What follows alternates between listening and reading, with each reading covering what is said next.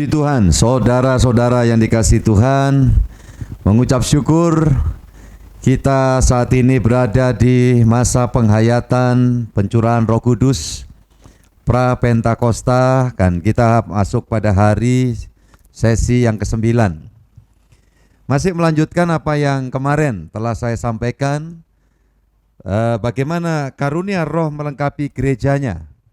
Jika kemarin masih sampai pada karunia penyembuhan, maka hari ini saya akan lanjutkan beberapa karunia-karunia yang ditulis dalam kebenaran firman Allah. Tujuannya karunia diberikan untuk melengkapi gereja agar memuliakan Allah, agar jadi berkat bagi sesama. Dan kita akan lanjut dengan kita berdoa lebih dulu. Bapa Surgawi, terima kasih, kami mengucap syukur kehadapan-Mu karena kesempatan sampai saat ini kami mendapatkan waktu belajar di bawah kaki Tuhan. Kami bersama dengan seluruh umat tebusan-Mu di muka bumi sedang melaksanakan penghayatan masa penantian pencurahan Roh Kudus. Di 2000 tahun silam umat-Mu menantikan Dikau yang menjangkau gereja-Mu. Maka hari-hari ini kami sedang menghayati karena Roh Kudus Engkau sudah ada di dalam kami.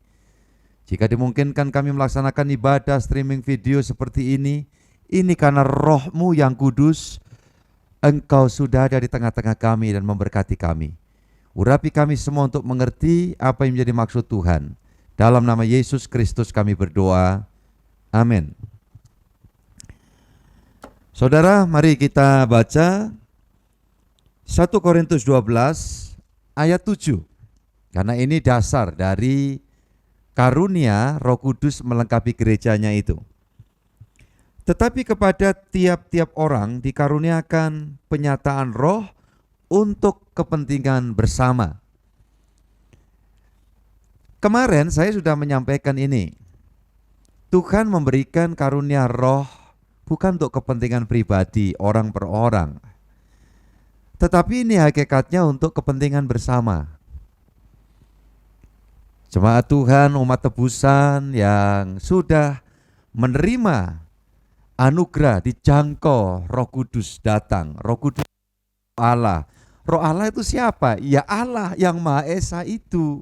Karena kita dicipta, sekali lagi saya mengulang, dengan dua komponen, tubuh dari tanah, sementara satu waktu kita tinggalkan. Ada masa expired untuk tubuh. Pakai sakit, tidak sakit, itu tidak masalah, tapi masa pakainya ada.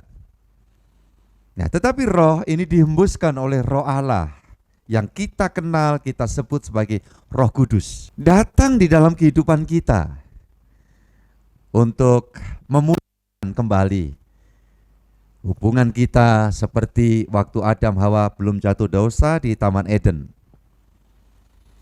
Yang berikutnya melengkapi kita untuk dapat menjalin kembali hubungan sosial kita yang sifatnya horizontal dengan sesama. Nah, saudara-saudara ini kasih Tuhan lebih spesifik lagi, karunia Roh Kudus untuk kepentingan bersama gereja Tuhan, umat tebusan Tuhan. Dan yang lalu saya bacakan ayat yang ke-8, saya ulang baca, sebab kepada yang seorang roh memberikan karunia untuk berkata-kata dengan hikmat, dan kepada yang lain roh yang sama memberikan karunia berkata-kata dengan pengetahuan. Kemarin telah saya paparkan ini bagi saudara semua. Jika belum mendapatkan itu sudah bisa melihat apa yang telah disampaikan pada hari kemarin merupakan hari sesi yang ke-8. Saya bisa dapatkan linknya. Puji Tuhan. Ayat yang ke-10. Kepada yang seorang roh memberikan kuasa untuk mengadakan mujizat. Dan saya telah jelaskan mujizat yang paling besar adalah mendatangkan suatu berkat di mana seorang itu dapat dipindahkan dari maut kepada hidup yang kekal. Dan itu dialami oleh setiap anak Tuhan. Saudara yang dikasihi Tuhan, ketika ada orang berpikir, kenapa orang lain mengalami mujizat, saya belum? Pertama-tama yang perlu dipahami adalah mujizat bukan untuk kepentingan manusia semata, tetapi untuk kepentingan rencana ilahi dalam proses penyelamatan. Ketika kita ditebus oleh Tuhan Yesus, dipenuhi Roh Kudus, posisi kita dipindahkan dari maut kepada hidup, cengkeraman kuasa gelap, sekarang kita ada dalam pelukan cinta kasih Gembala Agung itu, ini mujizat yang luar biasa. Yang semestinya kita tidak terdaftar dalam buku kehidupan, oleh kuasa penebusan itu, nama kita sudah dipindahkan dari maut ke dalam buku kehidupan. Nah, itu mujizat. Nah, dalam perjalanan hidup kita dari waktu ke waktu ada hal-hal yang sifatnya spesifik sekali.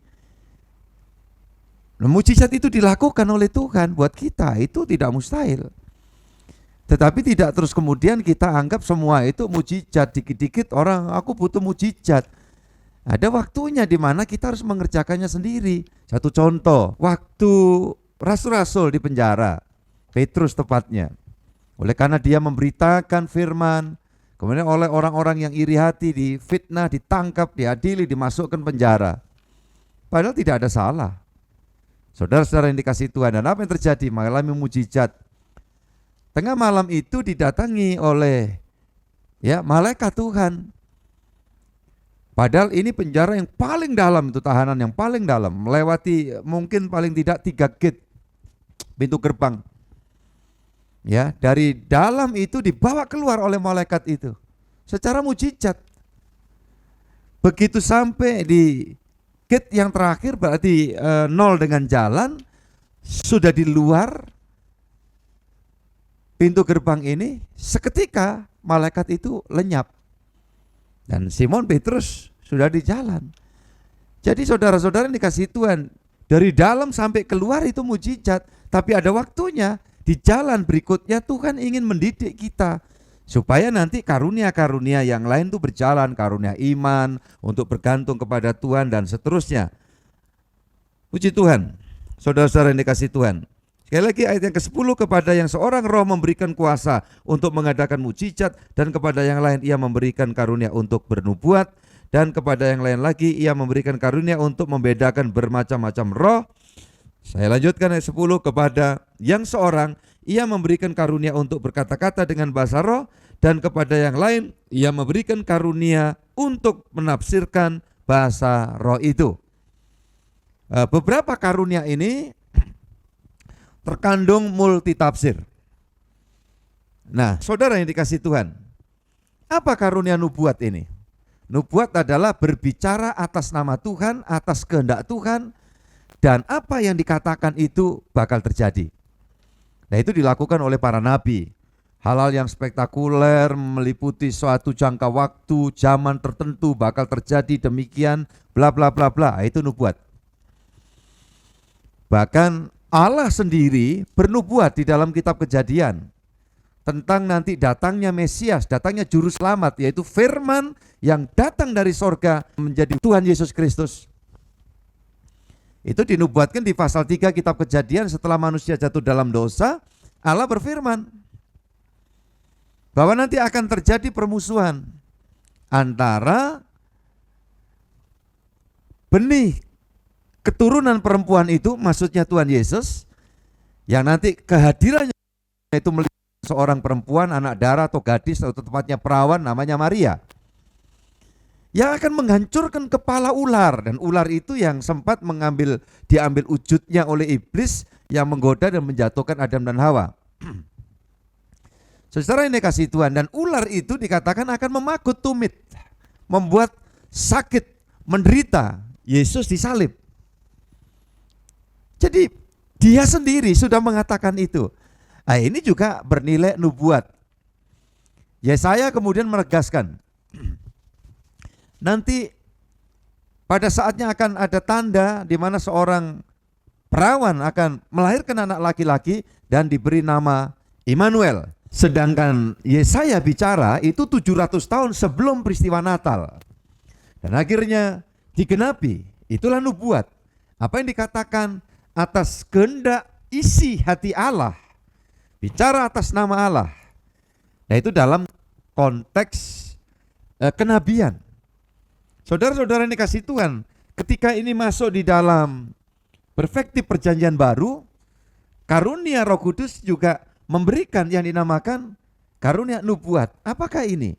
Maka kembali pada prinsipnya, bicara atas nama Allah, menyampaikan kehendak Allah, maka sesungguhnya hal ini identik dengan apa yang sedang saya sampaikan, kebenaran firman. Saudara ketika membawa renungan, memberitakan firman, bahwa saudara mengatakan, mungkin suami kepada istrinya, ini kalau nanti kita percaya kepada Tuhan Yesus Kristus yang sudah menebus kita, dan pasti suatu hari kita ini akan dibawa pulang masuk sorga.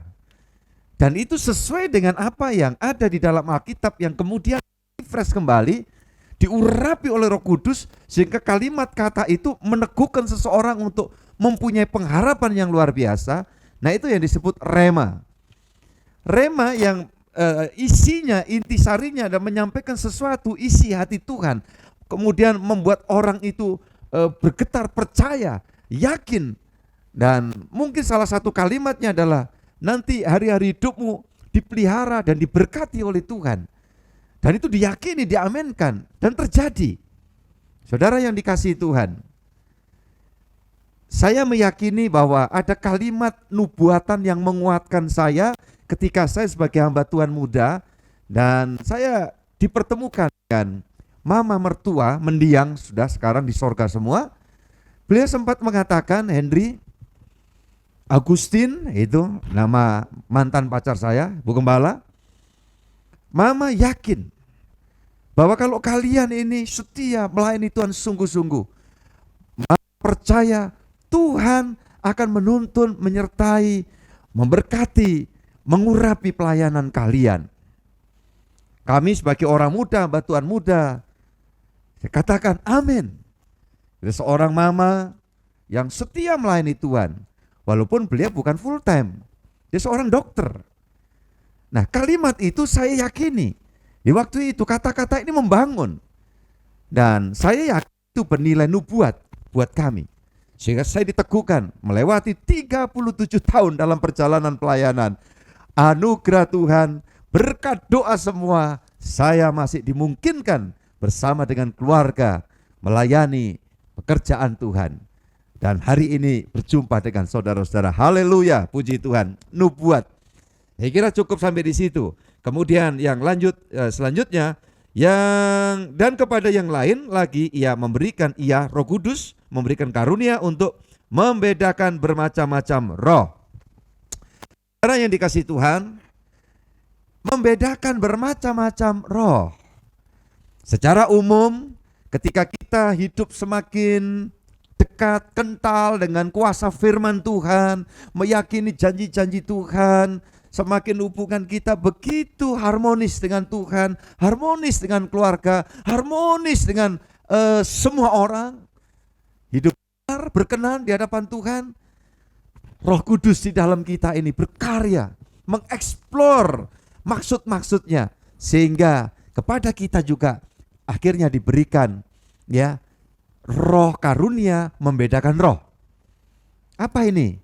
Saudara-saudara yang dikasihi Tuhan, secara gampangan aja, awam saja, ketika saudara mendengar perbincangan atau melihat bermacam-macam kalimat kata yang seringkali orang pada umumnya mempercayai, walaupun secara barangkali kasat mata atau yang nampak di permukaan itu sudah kurang manfaat, kurang jadi berkat.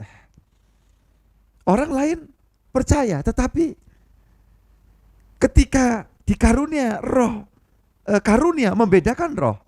Salah satu contoh lagi, bagaimana karunia membedakan roh itu bekerja di dalam kehidupan seorang raja yang setia. Raja Yehuda namanya Yosafat. Dan dia punya besan namanya Raja Ahab, suaminya Isabel. Begitu kunjungan Yosafat ke Ahab, Ahab bilang, yuk kita perang, yuk kita lama ndak perang gitu, nyerang musuh gitu.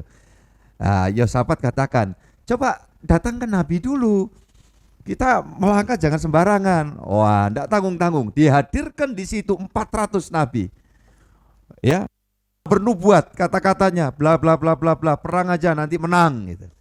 Yosafat seorang anak Tuhan yang setia pada zamannya, Ya, Roh Kudus bekerja, memberikan karunia, membedakan roh itu. Ya, sahabat katakan kepada besanya, San apa bes itu terserah dah ya. Masih ada nabi yang lain enggak? Ya. Kata Ahab apa? Gini besan. Ada satu nabi yang lain, tapi kalau didatangkan dia bicara tuh mesti bertentangan dengan apa yang kita pikirkan. Nah, padahal itu nabi yang benar. Jadi saudara-saudara yang dikasihi Tuhan, akhirnya juga maksa dihadirkan. Begitu datang seorang nabi yang benar ini, bicara bertentangan, tidak sama dengan yang 400 tadi. Nah, baru kemudian Yosafat yakin. Walaupun kata-katanya tadi si nabi yang terakhir yang satu itu tadi bilangnya, ya maksudnya nabi yang asli ini tadi bilang peranglah, nanti kamu mati, Ahab. Nah, seperti itu. Apa yang dikatakan seorang nabi yang nabi sungguhan ini, bukan yang 400 tadi, itu betul. Ahab mati binasa. Yang lalu sudah saya khotbahkan itu. Kenapa ini bisa terjadi? Si Yosafat dia selamat. Ya. Dia dikaruniai membedakan roh seperti itu. Itu contoh lah. Kalau dalam praktek dalam kehidupan kita juga, kita jangan menerima sembarang perkataan.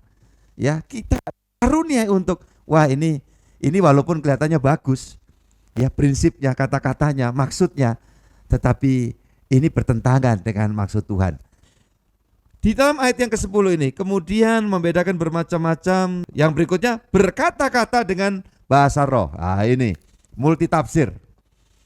Saudara yang dikasihi Tuhan, kadang-kadang bahasa roh ini dikaitkan dengan peristiwa Kisah Rasul pasal 2 saat pencurahan Roh Kudus hadir. Lantas di sana dikatakan rasul-rasul itu ya berkata-kata dengan berbagai bahasa-bahasa yang lain. Lah itu oleh kebanyakan penafsir dianggap sama dengan bahasa roh ini. Padahal peristiwa di dalam Yerusalem saat Pentakosta Roh Kudus dicurahkan, rasul-rasul itu orang-orang sederhana biasa dari wilayah Yudea dan lain sebagainya, Galilea, ya, menggunakan bahasa ibu dari berbagai bangsa yang ada di situ. Sehingga ketika orang-orang dari berbagai bangsa yang ada di dalam Kisah Para Rasul pasal 2 itu mendengar para rasul ini sedang memuji-muji Allah, menyampaikan ya hal-hal yang sifatnya itu maksud-maksud Allah disampaikan itu dengan bahasanya mereka masing-masing. Padahal ini orang-orang biasa. Nah, itu bahasa-bahasa lain, bukan glosolali, bukan bahasa lidah. Sehingga dalam penafsiran yang sekarang ini sebagian memakai bahwa orang itu harus bahasa roh, padahal ini salah satu dari karunia Roh Kudus. Ya terserah, itu penafsiran, tetapi kami mengambil sikap bahwa kalau seorang dikaruniai bahasa roh glosolali, ya silakan dipakai untuk membangun diri, membangun iman, untuk komunikasi dengan Tuhan. Ya silakan. Kemudian ada yang lain kalimat di situ, ada menafsirkan bahasa roh. Dan kadang waktu ya di dalam proses ibadah, di dalam suasana doa, tiba-tiba ada seorang yang dikaruniai ya menafsirkan, bukan menerjemahkan bahasa roh yang orang lain lagi tadi sedang mengatakan. Saat dia menyembah, bersyukur, tahu-tahu dia mengucapkan glosolali karena saat itu dikaruniai. Maka di sebelahnya ini dikaruniai untuk menafsirkan. Ketika ada orang mungkin bertanya, itu tadi apa yang dimaksudkan? Tiba-tiba dia diberikan karunia untuk, oh ini maksudnya begini, Tuhan punya kehendak, rencana supaya kita ini selamat, hidup bahagia dalam dunia. Pasti Tuhan akan nyatakan itu kalau kita hidup mengikuti kehendak Tuhan. Umpama itu seperti itu. Puji Tuhan. Jadi saudara-saudara yang dikasihi Tuhan, itulah menafsirkan bahasa roh yang tidak bisa ditafsir dengan cara akal manusia. Barangkali juga bisa dicontohkan ya seperti kejadian di Babel. Ketika Nebukadnezar atau salah satu raja di Babel itu melihat ada tulisan tangan Allah sendiri, seperti tangan yang menulis, yang kemudian tidak ada satupun jampi orang cerdik cendikia dalam konteks Babel yang bisa mengertikan itu apa. Tapi seorang Daniel kemudian dia bisa membaca. Itu bacaannya adalah menai tekel uvarzin. Yang kemudian ditafsirkan artinya adalah Tuanku Raja ditimbang-timbang, tidak ada isinya, ini kayak gabah yang kosong, bakalnya dipental, dibuang oleh Tuhan karena segala kesombongan, keangkuhan dari seorang Nebukadnezar. Jadi saudara-saudara yang dikasihi Tuhan, itu contoh ya. Dan nanti aplikasinya hal-hal yang seperti ini biar kita terus mengalir dalam tuntunan Tuhan. Pastinya kalau kita hidup di dalam kebenaran, hidup belajar berkenan di hadapan Tuhan, Roh Kudus akan lebih leluasa bisa memakai kita semua sebagai alat Tuhan untuk membangun, menguatkan satu sama lain, mendoakan satu sama lain. Puji Tuhan. Dan saudara-saudara yang dikasihi Tuhan, itulah hal-hal yang penting ya di dalam Roh Kudus melengkapi kita semua. Doa saya tidak sekedar ini menjadi pengetahuan. Kalau 2000 tahun yang lalu semua yang menanti peristiwa Pentakosta Roh Kudus dicurahkan sehingga Roh Kudus melengkapi gerejanya dengan karunia-karunia. Hari-hari ini kita tidak sedang dalam kapasitas menanti ya Roh Kudus dicurahkan. Roh Kudus sudah dicurahkan. Roh Kudus menjangkau hidup kita sehingga kita dimungkinkan menjadi anak-anak Allah. Bisa berseru ya Aba, ya Bapa. Dan kita boleh berkarya di dalam keluarga kita, rumah tangga kita, di dalam gereja kita. Satu sama lain saling menguatkan. Bukan untuk kepentingan diri tetapi kepentingan bersama bagi kemuliaan Allah. Kalau ini terjadi dalam hidup kita, setiap pribadi, kau jadi berkat buat suami istrimu, istri jadi berkat buat suami, suami jadi berkat buat istri, orang tua jadi berkat untuk anak, anak jadi berkat untuk orang tua dan seterusnya. Dan kita menjadi pribadi yang betul-betul dinamis dan diurapi oleh Tuhan. Tuhan memberkati kita semua. Kita akan masuk besok pada hari raya Pentakosta saat peristiwa Roh Kudus itu dicurahkan 2000 tahun silam. Dan kita akan melaksanakan ibadah raya karena tepat tanggal 31 Mei 2020 adalah tepat hari raya Pentakosta. Tuhan memberkati kita semua. Mari kita tunduk kepala, kita akan menghampiri hadirat Tuhan, kita rendahkan hati, kita silakan Roh Kudus bekerja, berkarya dengan leluasa, memakai kita semua. Biar Roh Kudus melengkapi hidup kita semua dengan karunia-karunia-Nya. Apa yang akan diterimakan kepada kita terserah Tuhan. Haknya Tuhan karena Dia yang punya. Saya akan menyanyi bersama dengan Ibu Gembala untuk mengantar doa kita bersama mengakhiri sesi ini. Tuhan memberkati kita, saudara semua mengambil sikap doa.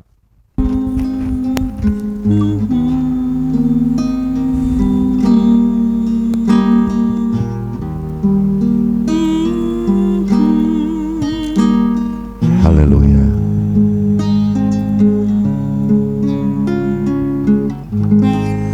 Tak tersembunyi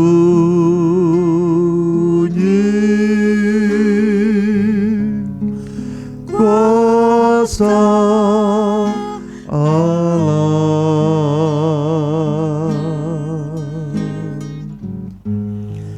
Kalau lain ditolong,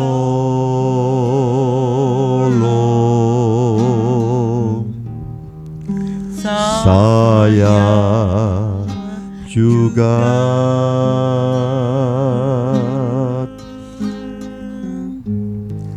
tangannya terbuka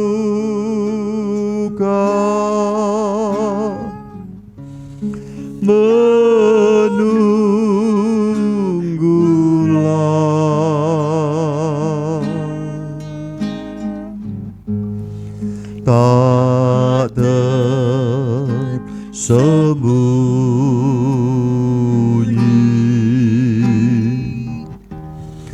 kuasa Allah. Saya berharap semua ikut menyanyikan pujian ini dengan rendah hati.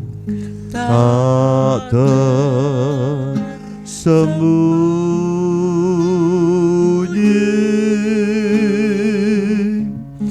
kuasa Allah. Kalau lain ditolong, saya juga. Kalau lain ditolong, saya percaya, juga tangannya terbuka menunggulah. Tangannya terbuka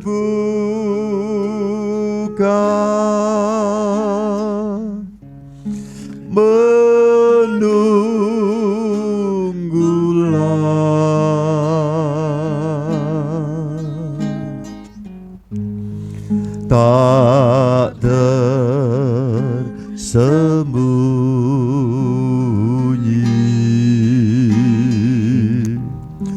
kuasa Allah. Bersama segenap jemaat kami menghampiri hadirat-Mu Bapa Surgawi. Roh Kudus, Engkau yang sudah hadir di dunia ini, bahkan Engkau telah menjangkau setiap kami. Engkau jadikan kami bait-Mu, oleh karena firman memberitahu Roh Kudus, Roh Allah, Engkau ada di dalam bait Allah, di dalam kehidupan setiap kami. Lama kami tidak membuka hati, lama mungkin di antara anak-anak-Mu belum memahami akan hal ini, sehingga tidak menyerahkan hidup dengan sungguh-sungguh. Roh Kudus, Dikau tidak berkarya leluasa, oleh karena mungkin kami masih mengeraskan hati, kami masih memakai pikiran keakuan kami. Hari ini jamah kami semua, ampuni kami Tuhan, satu persatu anak-anak-Mu, agar kami semua boleh sungguh-sungguh dilengkapi melalui karunia-karunia yang Engkau sediakan, sehingga kami dibangun menjadi tubuh Kristus yang semakin teguh, semakin kuat dalam menjalani kehidupan, melewati berbagai situasi kondisi jalan yang kami yakini jika Roh-Mu bekerja di tengah kami dan luasa, semua dapat kami lalui. Kami dapat melewati bahkan masa-masa sulit seperti sekarang, karena kami tahu Tuhan, kuasa-Mu tiada habis-habisnya, kemurahan-Mu tiada habis-habisnya untuk Engkau curahkan kami setiap orang yang sungguh-sungguh merendahkan hati. Jamahlah kami satu persatu ya Roh Kudus. Jamah sehingga kami sadar bahwa hidup kami ini bukan milik kami sendiri, tetapi milik-Mu ya Roh Kudus. Kau jadikan kami alat-Mu, Kau jadikan kami hidup ini sungguh memuliakan Allah. Sungguh hidup kami jadi manfaat bagi banyak orang. Terima kasih Tuhan. Pasti hari ini Tuhan dengar doa anak-anak-Mu semua.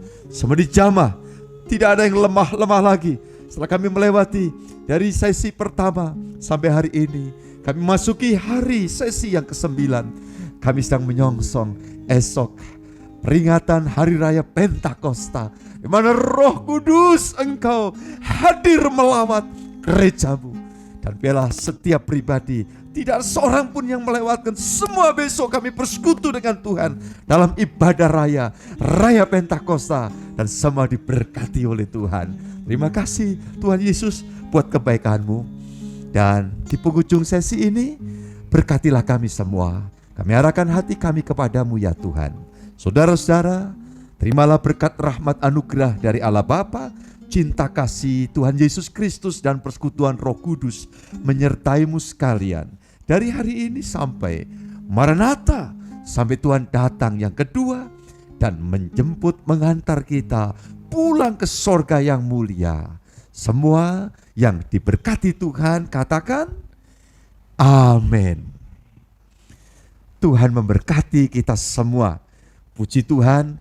Saya pesan agar saudara jangan lupa besok kembali mengikuti streaming video ibadah Raya Minggu persis Hari Raya Pentakosta.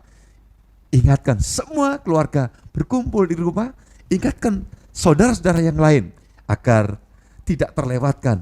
Semua dijamah, dilawat, diberkati Tuhan, disembuhkan Tuhan, dibangkitkan imannya oleh Tuhan, dan dipersiapkan untuk menyongsong segala berkat di zaman ini. Lebih-lebih setelah pandemi COVID-19 ini kita lalui, kita yakin dan percaya kuasa Allah berkarya secara luar biasa. memberkati Indonesia, memberkati dunia untuk dipulihkan. Shalom.